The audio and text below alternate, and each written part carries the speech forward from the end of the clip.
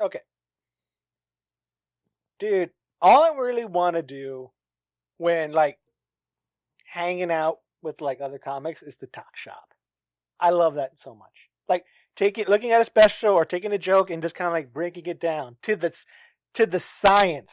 Man, the science of stand-up comedy. That I really thoroughly enjoy. So you just want to, like, break it down and be like, here are the blueprints. No, but take all the magic out of it. No, I'm putting the magic into it. Oh. There's a difference. Okay. There's an art to this. The same thing when I say, Omar, why are you an accountant? Because I see the art of accounting. Mm-hmm. Doesn't mean I just see art in everything. Everything is art to me. It's a culture, dude. Even if it's structured, pinned up, and looks nice and pretty in a wonderful package, it's art. Okay. Of some sort. Yeah. And stuff. And diagrams can be pretty.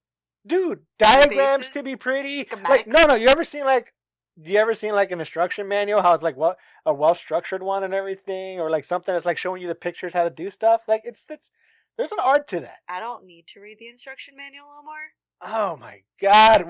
Just ask for directions. We're driving down this road. Look, I've been here before. No, I know it. Look, that gas station. I've been to that gas station. No, you have Tommy works at that gas station. It was cool. I had a flat tire, and then he helped me out with it. So anyway, I'm just gonna keep going down this road. Just ask 14 more miles. Okay. It's 14 more miles, Omar. Shit. Look, I understand. Should I pull over? What? Should I just pull over? You're just gonna drop me off here? Yeah. You know about my emotional issues, man. There's a gas station. No. You can ask for directions. Because you don't know where we're going. I know where we're going. Where are we going then? We're going to the place. Whose place? My parents' place. Yeah. In what? In where? In a house. No. It's an apartment in New York City. You know this. Your parents live in an apartment in New York City? And yes. You're fucking sitting in Texas right now, bitch. Look, I'm just telling you right get now. Out of my car. Get out of my car. No. Get out of my car. We're driving over there to see my mom, and she wants to meet you. Ew, why? Because we're gonna get married, stupid. That's why. Oh. I don't remember agreeing to any of this. Oh, what? You weren't there? You weren't the one that proposed me? Baby, I love yous in my life? That wasn't you? Talking to the cat. You proposed to your cat? Look, he's the what first... fucking country are you from? Look, it's the first healthy male relationship I have ever had. We're not going to do anything sexy because that's weird. And he's got claws. I don't feel right. But, yeah, we're just bros. You know what? And that stupid conversation we had is fucking art, dude. That was stupid. It was very stupid. But it's an art, though. You know what I mean? It's an art to our stupidity. You know what? I have seen paintings made with actual feces, and that's art. So I feel like that's about the same. Behind it, and there's a beauty in every single art that I see. Which this is why like I talk so much about professional wrestling and stuff. Mm-hmm. Like there's an art to it and everything. There's a way that you could kind of like break down storylines and everything to like get an appeal of it. And oh, I get you. I just wanted to fight you. But you probably could win, man. I'm so bored. Sorry, I have nothing going on in my life, Omar. That's fine and everything. I need a conflict. Go. Yeah, you need a conflict and something to look forward to. Like I could always be like, you know what? I'm gonna look forward to Monday because at least there I can see Monday Night Raw. You know what I mean? There's something nice about that. Yeah. Where it's just like constantly being there. Like, okay, I'm gonna be in this world for like for 2 to 3 hours, depending about how much I'm actually paying attention or not. Mm-hmm. I'll have it on. Everything. I'll be working on something else, but I'll have it on.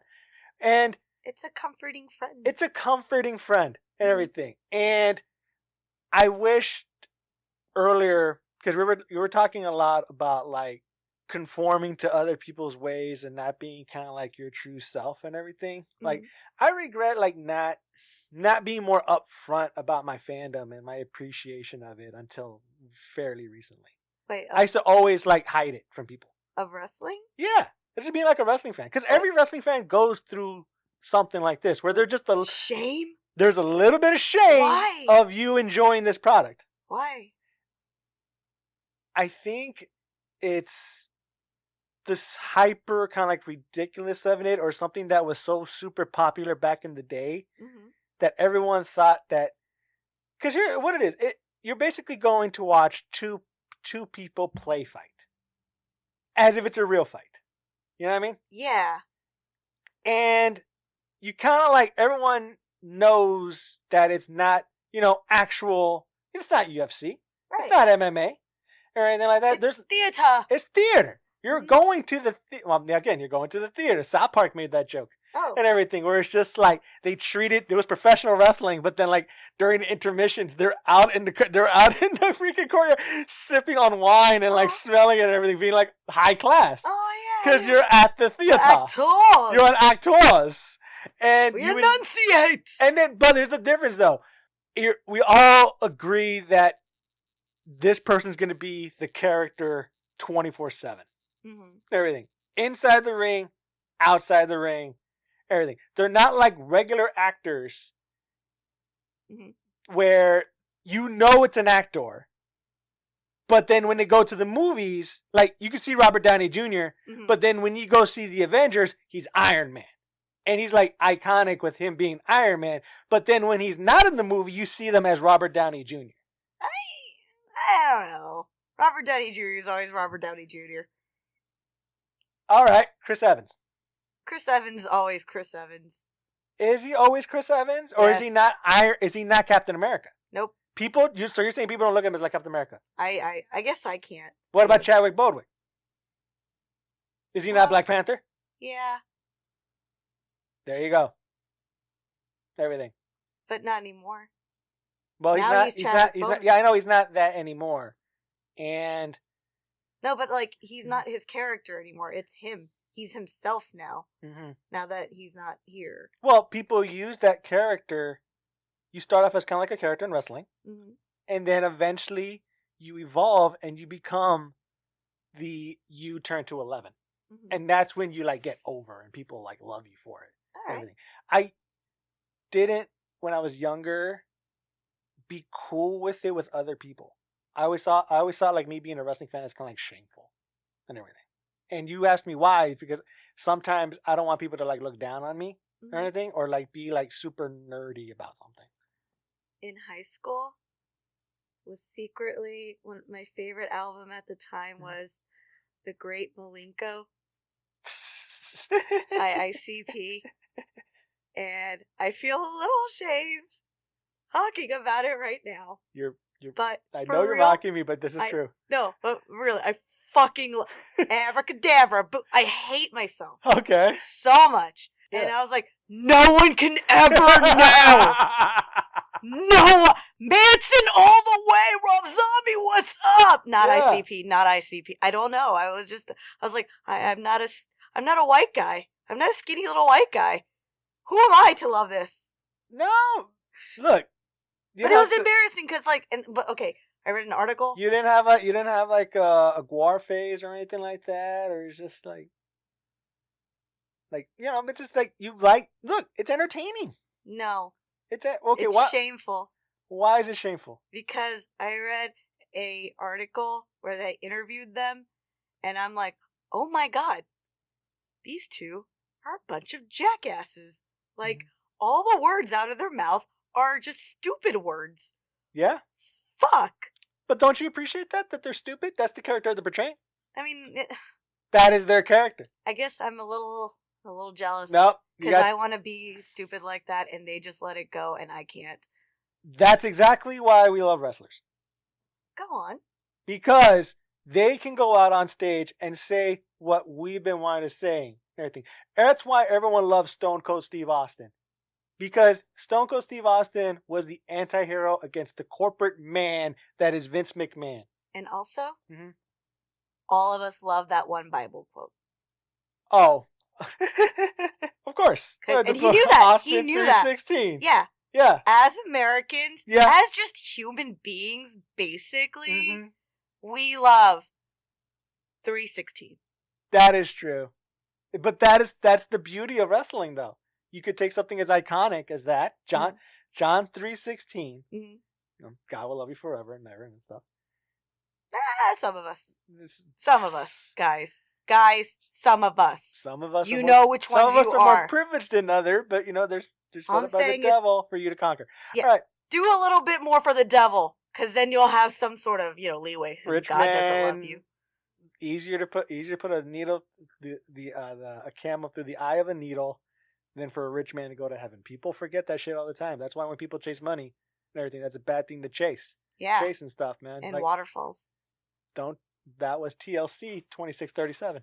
But all the point of that is that like you see this one character just say giving the finger to his boss and giving him the Stone Cold Stunner, and it was fucking great every time he did it. Yeah, they'll take this job and shove it. Pretty much. And that's kind of like the appeal, and that's what was the appeal of wrestling the masses and why people loved it so much and everything. And that's an example of a storyline that which could tug at your heartstrings and everything, and you get like invested and everything. And I wanted to talk about, like I said, a lot of that when I was young. Like we all saw wrestling, but we didn't like see it like in the full breakdown that it is. And also, I didn't even know there was actual like nerd culture of this for the longest time.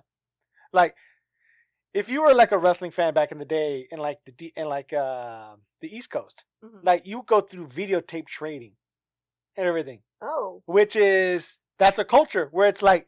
It's like trading cards. Did you see this that happened with like Terry? I think it was like Ric Flair versus Terry Funk. And everything like, oh no, we didn't see it. And they just passed the video down to one another. They switch them out so that because here's the thing, this is the back in the day. Wrestling you couldn't like. You recorded shit on your VCR. You recorded shit on your VCR. And you had to be there to capture it, to be at that time at that channel because shows started on a Pacific time and everything. And also. You got to record. You got to make sure that you have enough space to record a little bit over it. Oh, yeah. No, you have to prep it before you have anything. All right. It's going to happen in 4 hours. I got the VCR ready to go. Yep. And all I have to do is hit record. The tape's in the right spot. And it's go time. Everything's good. And it's go time. Oh, and then you could program it to record at a certain time. And you're like, what is this godsend? Oh, I'm glad I had that. It's a witch! Burn the witch! Oh, God, it was great. And then DVR happened, and we're like, what? Oh, slide that hole! Oh, God. And then streaming services, like, oh, what a time to be alive! Dude, we get to see streaming services. How fucking insane is that? I can't wait to have grandkids. Oh, man. Then the technology they're gonna fucking have? Oh, yeah. We used to have streaming services! All Regrets Podcast. This is the podcast about regrets with Sam Narani, 30s Pakistani female who's not working at the moment. And Omar Gonzalez, who's really good at profiling. I'm not good at profiling. You sound like a fucking god. All I know is stereotypes, and that's it. Female, seems to be in her mid to late 30s. Very brown, too brown for my liking. Right. I like more on the light. All right, let me try it again. Like, sometimes you just, I didn't know about, like, there was, like, this whole subcultures or anything like that when it comes to wrestling. So, like, I didn't have a chance to, like, enjoy it, like, growing up and just being, like, okay. And admitting to myself, like, yeah, I watch wrestling. So, like, but I miss out. But the other problem is, like, you miss out, like, with other people. Bonding over it. Dude, it's, when you have a wrestling friend, it's so fucking great. Because you can mark out to that person. You watch it together, you two can actually act crazy. Yeah. And stuff, and be okay with it. It's like sports. It is. You can root for different teams or whatever, but we both love football. So but I used to always have like problems, kind of like showing it to other people and stuff because, like I said, some people were very mean about it and everything. I've shown ex-girlfriends wrestling. Right. I can 100% like. I always show them the same match every time I want to show like a potential date. Like they're like, "Why do you enjoy wrestling?" I'm like, "Let me just show you this match." Oh, is this your intro match? This is my intro match. This is us in the coffee shop before we go on a date. You know what I mean? Oh, he's a good tipper. All right, let's see what goes on. No, it's more like he's a cheapskate, and I want to talk to you I want to see if I could talk to you for 2 hours before I spend a $40 date on you. Okay, so you're gonna like bust out. So this intro wrestling episode that you do is basically. Hey, I pulled out a coupon for Starbucks, and I want to see if you judge me or not. And also, down to the penny, it's only going to be a 10% tip. I'm not going to round up or down. You will get the exact amount. Wait, you tip? Oh, God. Oh, my God. God damn it, Omar. I didn't know that. Oh, look, they're just giving me my coffee. I see the jar. Which they make the coffee. I make coffee. I know all the effort that's put into this. Man, come on. Be cool. You know how frothing that milk is so difficult where you don't burn it? All right? There's a temperature. There's a burning temperature to it. I know. There are different methods. I've seen curdles. Rolling methods to get a cappuccino, to get a latte. Have you ever tried to steam fat-free milk? It's goddamn near impossible, but I got it done.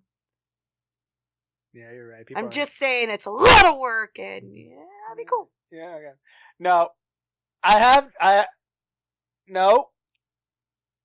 but I have heavily tipped the Starbucks person for being a little extra cool. What does that mean? Okay, so Look at that cleavage. That was pretty cool. Shut up. That's a yes. Not yet. What's another situation? No, first of all, it's heavy polos and stuff like that. You can't really tell unless they're like boo. Oh, it depends on the material, I guess. Yeah, not to mention we have Hooters now. We have there's a place called Beach Bar where it's just like, well, not now because of COVID, but like I'm pretty sure it just opened up. Hooters. The Hooters have masks.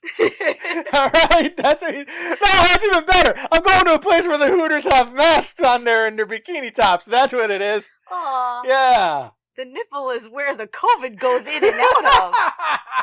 So they cover that up with the mask. Hooters with masks. Go there for the wings. Yeah. Anyways. Okay. So I'll show them this match. Like Bayley versus Sasha Banks. NXT Brooklyn 1 because it's a perfect storyline. It's basically a storyline of like one of the girls, Bayley, kind of being left behind, kind of seen as like an underachiever and everything, never gonna make it.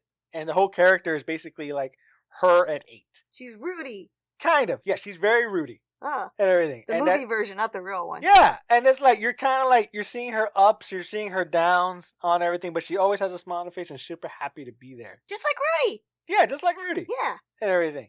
And then the other 3 women, Becky Lynch, Sasha Banks, Charlotte Flair, all get called up to the main roster. They basically get promoted. It's like groundlings when you go from like the basic level courses to now you're part of the main show. Now you're in the premier spot. 7 p.m. on a Thursday night. That's when we get our most customers, and you're going to be part of that. So for our non-improv listeners, okay, is it like lower level and then major leagues? Yeah, it's kind of you go from the minor leagues to the major leagues. Okay, there you go. But the girl Bayley got left behind and everything, and they do their video editing in a way where it's just basically kind of like you see her kind of like going her downs, but then she's building back up, and then you're thinking like maybe she can take the title and everything. But who quotes it? Sasha Banks. The boss of NXT. She's just like, I'm sorry, boo hoo. There's no storybook ending here. I'm the best. She can't beat me, yada, yada, yada. And then the match was like beautiful, and it was like very good storytelling in there, and deep storytelling in there. Everything. It even sold the picture of like, like Bayley hurt her hand a little bit at first. Sasha kicked it with like the steel steps. And then, like, the whole match is being played around her hand injury to the point where, like, Sasha's in her, like, finishing maneuver, like, behind Bayley, kind of, like, pulling her neck back as she's laying down. Kind of like you ever done Cobra pose? And everything where you're, like, you push your neck back and you try to, like, loosen your bottom back? Yeah. Lower back. Kind of like that, but, like, she's grabbing you by the neck, pulling back. And then with the other leg, just goes in front and just starts stomping the shit out of this girl's hand that was supposedly broken during in the middle of the match. Shit. And everything. And that's that type of storyline and everything. And then the other person gets the comeuppance. And then you feel an emotion and power from it. And I've cried watching that match. And everything because it was just so beautiful. It was like a violent Gilmore Girls. Exactly. You told a story. No, it's like these very, very strong women, like physically strong. Yes. And they're going towards a goal, and they're going at it hard. It's not just like, we're girls, so we're gonna do it in a dainty way. It was just like, no, dog.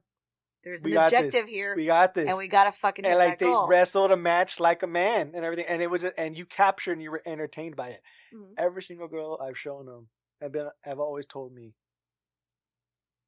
I'm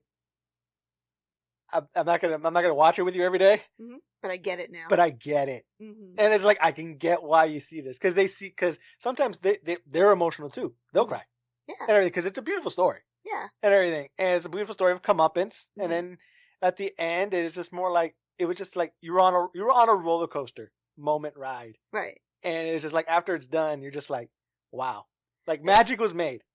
Magic was made. It's basically, and maybe I'm being flippant, but like. Is it basically a soap opera for a more masculine soap opera? Yeah, everyone said. Look! I saw a sign that made me laugh. It said WWE is redneck anime. Oh my god! Yeah. And I just started laughing like crazy at that, but it kind of is true.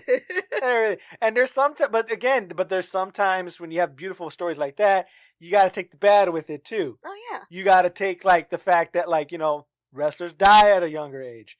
You also got to take the fact, too, that, like, sometimes they do embarrassing shit and stuff like that. Sometimes like I said, sometimes they kill their families. Sometimes their health insurance is super fucked up. Yeah, that's what I'm saying. Like, and then you'll see, like, GoFundMes for, like, your old school favorite wrestler who's, like, he can't afford hospital bills. Yeah. And stuff. You see the good and the bad parts that come with it, and you're just like, okay, I want to tell people about the good parts about it, but I also have to acknowledge all the horrible shit that comes with it too. Of course. And it's just like, and you don't really get that with comic books and stuff like that, because nobody really, like, if you say, hey, I like Marvel or Spider-Man or whatever, you don't get that pushback of the fact that, like, whoa, wait, didn't Stan Lee like try to steal all these characters? Well, and everything, didn't he just take like? And it's just like, it's not acceptable. But don't people get into the comic book stuff even more? Mm-hmm. Like, I don't know. Why would they look at Stan Lee, the creator? Because it seems like they focus only on the heroes. Right. That's what I'm saying. But then if you tell people about, like, the fact you're a wrestling fan, I have to face up to the fact that I'm supporting a villain, essentially. Vince McMahon is a villain. Yes, he's a villain. He's a fucking shitbag, dude. He's a shitbag. She's a shitbag, but he's the shitbag that provided me the thing that I love. Isn't that fucked up? Yeah, it's like Daddy hit me, but also there was always food on the table, so I don't know. Daddy hit me, but he left me money. He left me cash. So and his car, and I'm just like waiting until he's dead. Yeah. And everything. It's like, yeah, it's... God, I'm gonna be so sad when he dies, dude. I can't handle it. God damn, Stockholm is weird.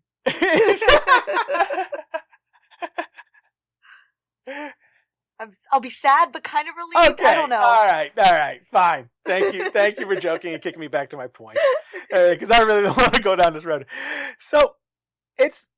Yeah, but it's kind of like I said, it's just like you kind of get it and everything. I just wish when I was younger, like, I'd just be more open about it. What and like just kind of like just because and just being like, wait a minute, yeah, people can accept me if this is the medium or something that I enjoy a lot. So what would happen, or what did you assume would happen? Everybody making fun of me or calling me stupid. That's how you feel like as a kid. Yeah, but they can do that for anything. I know, but there's a thing though, like, it's just kind of like when that does happen to you, sometimes, yeah, when that does happen to you, everything, it makes you feel bad. It makes you feel excluded. It makes you feel like what you're doing is wrong. Even though you know for a fact there's like millions of other people that are into this thing. You just don't really like, you start kind of like conforming to, okay, I can't talk wrestling with these people, but I can talk sports. So I'll follow football because everyone seems to know football. And if I want to have these kind of sort of conversations, which if I can introduce wrestling in, I'll have it. But nobody really wants to have it with me. You know what I mean? Do you think other people were like, I can't talk about wrestling, or they just were genuinely not wrestling people? I think it's probably two things. Everything. Yes and yes. Oh, so both of those things. Yeah, I honestly think that, like, no, they're not everybody's like a wrestling person, and that's fine. Everything. But I think my job is to tie it to life. I always tie wrestling to life. It's always so relatable. Right. And stuff. You could see, like, when someone's manipulating you, you're like, oh, you're playing a character.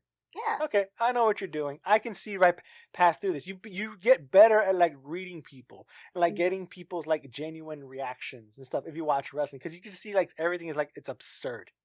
Dude, was wrestling like a connection to the outside world for you? Yeah. Like that was the bridge, right? That was the bridge. Wow. It was the kind of like the bridge of like of the different types of outside worlds that we can have. Mm-hmm. You know what I mean? Like, because now like wrestling back in the day was always like one thing and one thing only. Like one of the biggest one of the things being said about Ric Flair is that he would have hour-long matches. The problem is that it would be the same fucking match.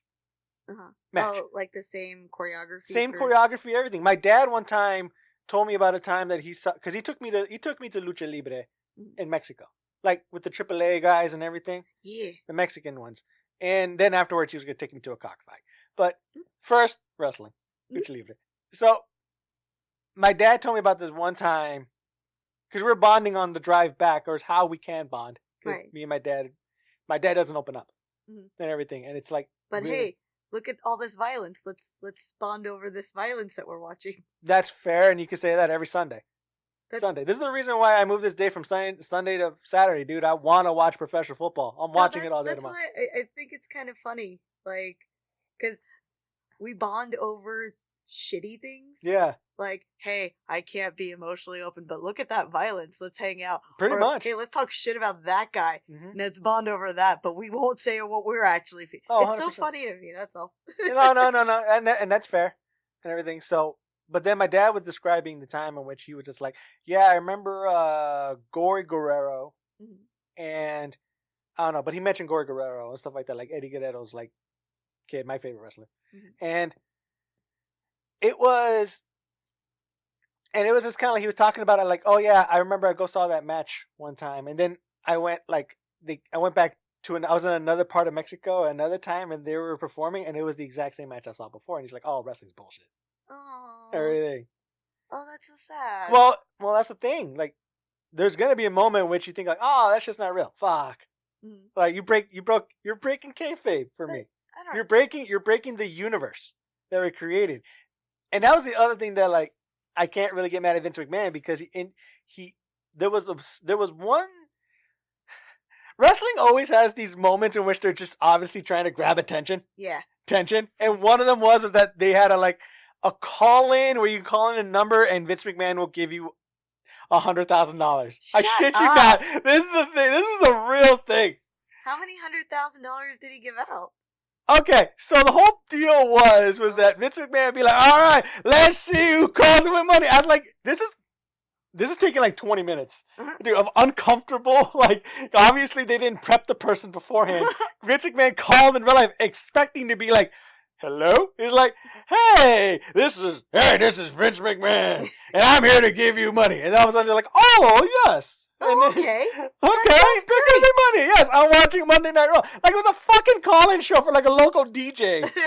Man, giving away a fucking boat. This is what it was. I shit you not. This went on for a couple months in the summer. And it sounds really, really dull. Like, but before then, he was talking about, when he first did that first speech, he was talking about like, hey, do you ever sometimes go out and to normal people and try to talk wrestling and like they kind of look at you weird? And I'm like, okay, you were going to address this. Okay. All right, go ahead. Keep talking right about now. it. And it's like, and then he's kind of like, he says like, look, just tell them, like I said, like you're part of like the WWE universe. And it's more like, what do you mean? Like, yeah, this is a universe. You're part of this universe that you're in and everything. And you can... So when you go sit down and watch wrestling, you're watching this universe. You're just being like... It's kind of like you're getting into a good book or an in-depth story line that like... It starts off as Shakespeare, goes into Maxim Pentas, but then probably comes back. Okay. Yeah, like in terms of like writing quality. Everything, like a crappy freaking like a crappy magazine. Sorry, that joke didn't work. That was FHM, really. Yeah, not even Maxim. That's fair. Back then. But why? No, but it's kind of like I said. He talked about this. These beautiful play. It was kind of like, yeah, like we're all part of the WWE universe. Like, put your number here and give us a call, and we'll give you money. So that's kind of like the thing. But he's talked about like being part of the universe, like this grand of like you're different from everybody else because you enjoy this product. Okay, yeah. It's a good different. It's basically taking differentiation and making it niche. Yeah, it's like being super into Star Wars, or Yeah, being a Trekkie, or into Who. Mm-hmm. And it's like, and that's what it kind of is. It's kind of like that, that in a sense. And now, because being a nerd back then, because was not really acceptable. You just get ragged on for that shit. Yeah, all the time, because we ragged on a lot of people, and then you have to rag on people, and then it was a pecking order. Exactly. But but now that it's kind of like viewed like that, and like kind of like hit like like a little bit more mainstream and stuff like that, I feel more comfortable talking about it now, and I feel even better with me and my skill, and I think this is the real reason I'm doing it. Where it's like I can talk about it, but tie it into like where anybody could understand it, right, and everything, and also it's my thing. I have a thing. I enjoy it. That's fair. Yeah. Like I'm never going to be devastated by like not watching like a pay-per-view or something like that, or like an episode. I'm like, all right, I'll skip it. And then I used to go do mics all the time. I just come back home, YouTube, 20-minute highlights. What did I miss? All right, cool. Great. Thankfully. Boom. And then I just call it a day. Do you think that if there weren't like wrestling podcasts and wrestling forums and like it was still a really niche thing, then... But you can say that about anything, though. True crime is niche. True crime is pretty mainstream right now. No, but of course, well, yeah, you're probably right on that one.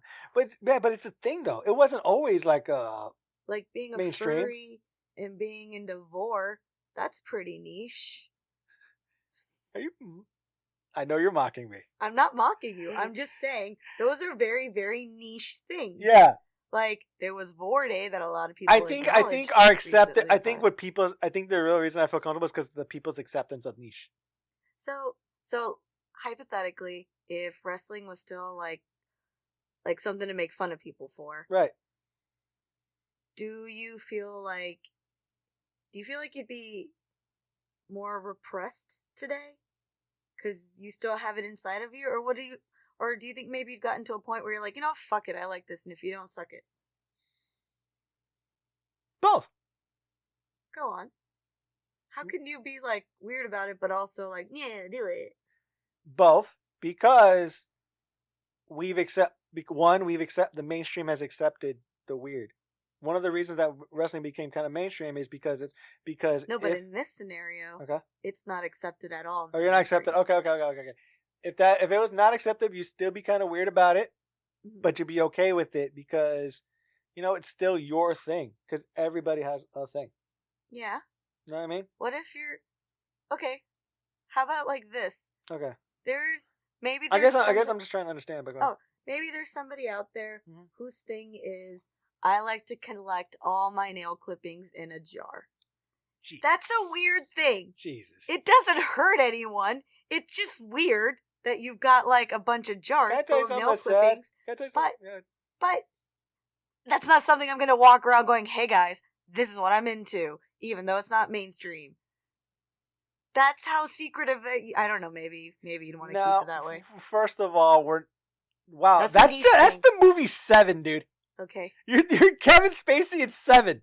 Oh. Sorry to ruin that for you people. I know you didn't watch to the end. It's been enough time. It's been enough time. Spoiler alert, alright? Spacey got canceled, right? Yeah, you know what? Not to mention, if you view that movie now, it's extra creepy. I haven't seen 7. You've never seen 7? Okay, here's a fun little fact about me. Mm-hmm. If a question ever goes, hey Sam, have you ever seen... There's a good chance it's no. That's fair because you see a lot of shows that I don't watch. Yeah, I don't watch a lot of movies. I don't watch a lot of Rick and Morty. Hey, man. Just because I'm better than you for watching Rick and Morty. Okay. And better than everyone, really, that doesn't watch Rick and Morty because I understand it the most. Okay. Of everyone that also does watch Rick and Morty. I'm just so great. God, you'd be such a douchey wrestling man.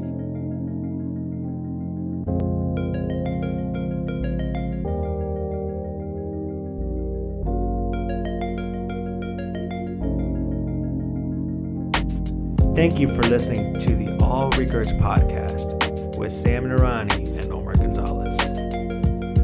remember this.